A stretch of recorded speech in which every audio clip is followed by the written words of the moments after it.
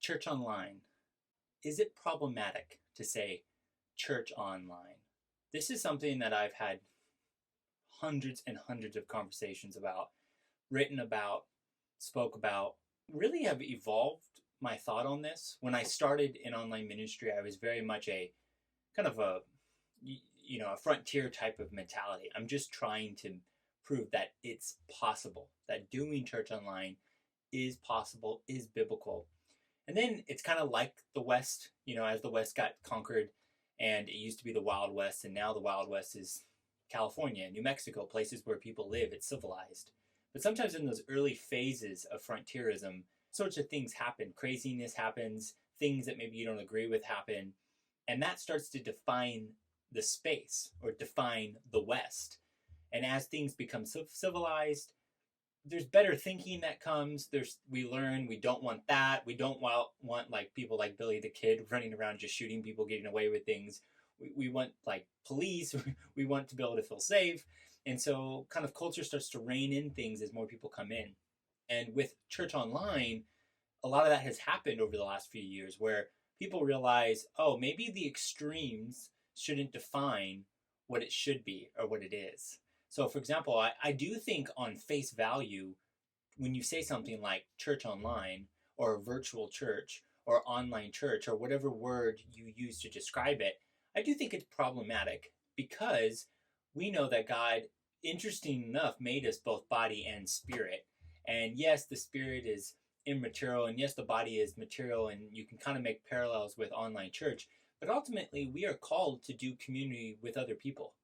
We're not called to do a life with long term in silos where we're only connecting with them digitally or virtually.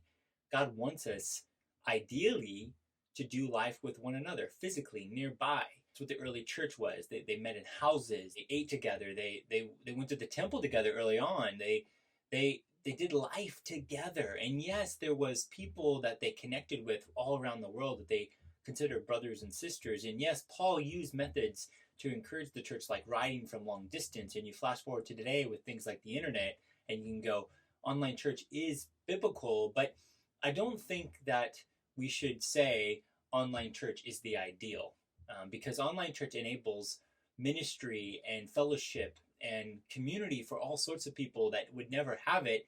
But I also think it doesn't mean we let up the gas on what is the ideal expression of church, which is face to face. So online church is problematic, only because words are important. It's how we have conversations. It's how we come to understand what you believe. There's reasons why words are things that you go to battle for. It's why doctrines and creeds and all these things are important. So if you say Jesus, I have to know, do you believe Jesus was 100% God and 100% man? And if not, then maybe we're having a different conversation about who Jesus is.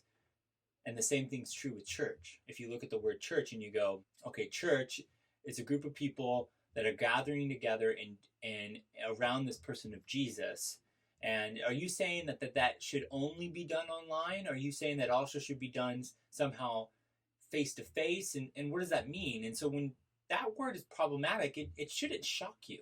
It shouldn't shock you for a couple reasons. One is because of what the word church means. It also shouldn't shock you because traditionally the church is really bad at change. We actually like to make martyrs out of people. If you look out throughout all of church history, the last 2,000 years, all the people that pushed change were pretty radical and usually died because of it. And so I think what we need to make sure is that the extremes of the conversation of what online church is, we don't make it normative. So yes, people can watch online and engage with us and be part of the church. And yes, there's reasons why, if they're sick or they don't have a church near them, or because of safety, security reasons, yes, that they are part of the church and they are expressing the church. But we don't also want to make that the normal expectation for everybody. And so I think it's okay for that word online church to be problematic. And I think you, as somebody who is, most likely watching this because you're interested in this whole idea of online church, lean heavy into still holding true to what the Bible expects. And so, yes, God wants us to live our faith everywhere, even online. And yes, we can do these tremendous things, but it doesn't mean we stop meeting face to face. It doesn't mean you don't use your online ministry to help start house churches and small groups and connect people to churches all around the world. We need to do both. So I do think the word online church is problematic. I think that's an okay thing, and I think we should, as people that are trying to be frontiersmen and women pushing what's next for God, we need to leverage this online tool to ultimately enable both online ministry and offline ministry in homes all around the world. And don't just become an extremist that everything online is okay. Lean into both and say, hey, we need to do face to face and we need to do online. And when you say online church and someone gets offended next time or pushes back, don't be shocked. But ask them a little bit more questions and talk about how you're doing things both online and offline through this amazing technology we call the internet.